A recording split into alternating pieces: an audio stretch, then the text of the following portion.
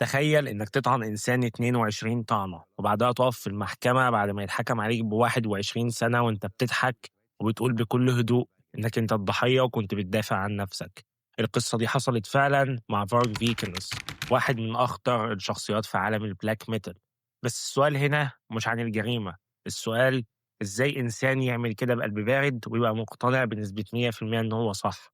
هل ده كذب ولا إحنا قدام اضطراب زي الأنتي سوشيال بيرسوناليتي ديس أوردر؟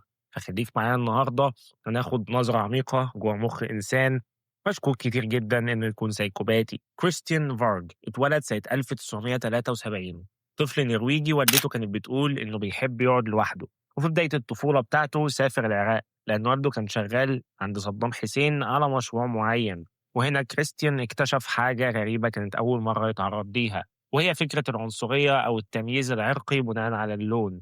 لاحظ كريستيان إنه كان بيتعدى له حاجات كتير جدًا ممكن غيره يتعاقب عليها لمجرد كونه طفل أوروبي أبيض اللون، وده خلاه يستغل ده أسوأ استغلال، منها إنه يتنمر على زمايله أو إنه حتى يتنمر على المدرسين بتوعه، وده غريب جدًا سلوكيًا لطفل عنده 6 سنين بس. وفي النرويج اعترف فارج إنه كان بيتنمر على كتير من زمايله في المدرسة بدون أدنى تعاطف، منهم اللي كانوا مسيحيين أو اللي كان شكلهم مختلف عنه أو حتى لونهم مختلف عنه. وفي سن ال14 بدأ اهتمام فارج الواضح بالموسيقى، تحديدا بإنه يلعب جيتار، وعرف بوجود موسيقى اسمها ديث ميتال وبعدها البلاك ميتال، وهي الصورة الأعنف من موسيقى الميتال على الإطلاق.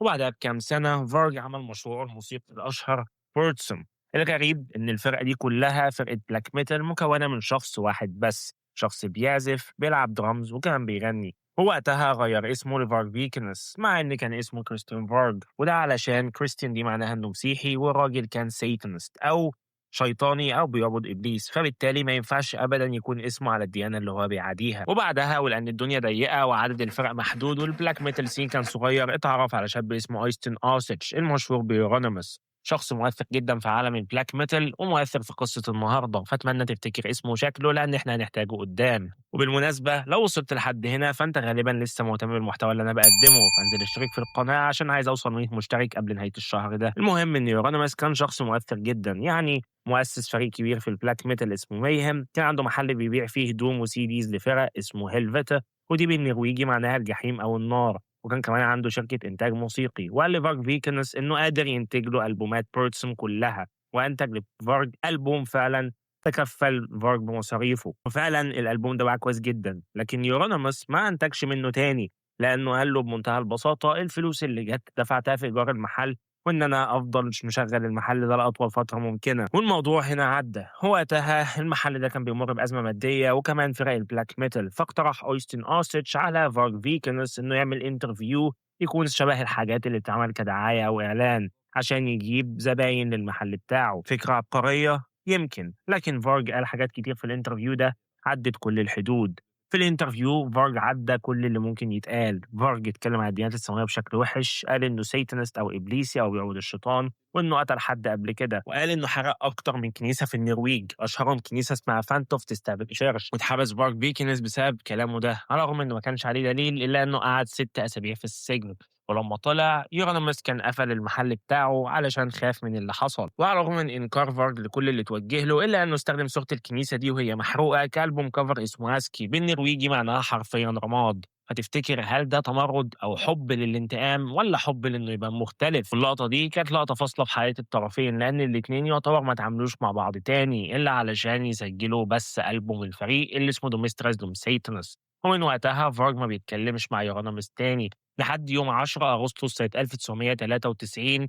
كل شيء اتغير لأن حصل حادثة غيرت شكل موسيقى البلاك ميتال للأبد، وكمان غيرت شكل حياة فارج، لأن يورونيموس قال لأصحاب كتير مقربين منه إن عنده خطة تجاه فارج. بس كانت إيه الخطة يا ترى؟ الخطة إنه عايز يربط فارج في شجرة يعذبه لحد ما يموت ويصور الموضوع ده كله ويفرج الناس عليه. وعلى الرغم من ان اويستن اوستش كان شخص جبان جدا او زي ما بيقولوا عليه دخان من غير كفته، يعني ان هو كان فقط بيهدد ولكنه ما بيعملش حاجة، إلا إن فارج كان بارانويد جدًا وقرر ياخد التهديد ده بشكل حرفي، وقرر إنه يروح له بيته في أوسلو الساعة 3:00 عشان بس يدّوا له عقود المزيكا اللي بينهم وينهي أي تواصل تمامًا. بس مين بيروح الساعة 3:00 يوقّع شوية عقود وإزاي؟ رد فارج على النقطة دي إن معظم محبي موسيقى البلاك ميتال هي كائنات ليلية، وده عادي جدًا إنه يحصل.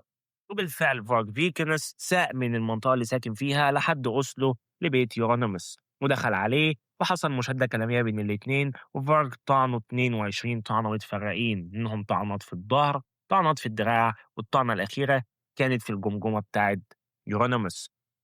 وللنهارده فارج فيكنس بيقول إنه قتل دفاع عن النفس. بس مين بيدافع عن نفسه ب 22 طعنة؟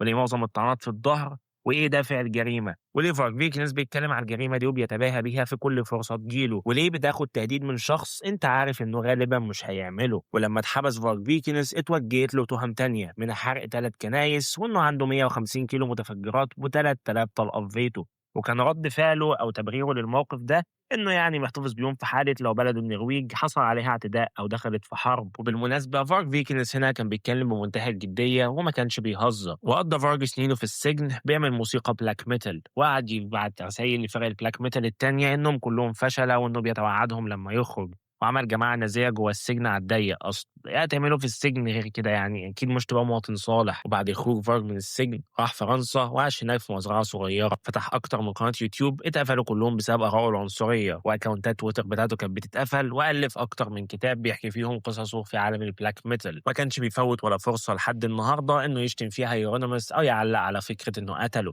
عنده أكتر من 20 فيديو بيتكلم فيهم على الطريقة اللي قتلوا بيها بس، أو حتى بيبرر الفعل للنهاردة بإنها دفاع عن النفس. فلو عرفت عزيزي المشاهد إنه من ضمن خصائص الشخصية المعادية للمجتمع هي الكذب المستمر، عدم التعاطف مع الآخرين بأي شكل، التلاعب، الخداع، وارتكاب جرائم، والإحساس دايما بالفوقية على الناس التانية، كمان إنك ما بتحسش بأي ذنب أو تعاطف، هتفتكر فارج فيكنس كان مجرد قاتل ولا شخص عنده الاضطراب ده؟ وحتى لو كان عنده فقولي في الكومنتات، الشخص ده احنا بنحاسبه ولا لأ؟ وهل يعتبر ضحية لأنه متلقاش علاج؟ وهل الخير والشر وراهم دوافع ذهنية ونفسية ولا هم بيتحددوا ببوصلة البني آدم بس؟ ولو بتحب النوعية دي من المحتوى سيب لي كومنت، اشترك في القناة وحط لايك، لأن ده بيدعمني دايما إن أنا أستمر وأكون أحسن.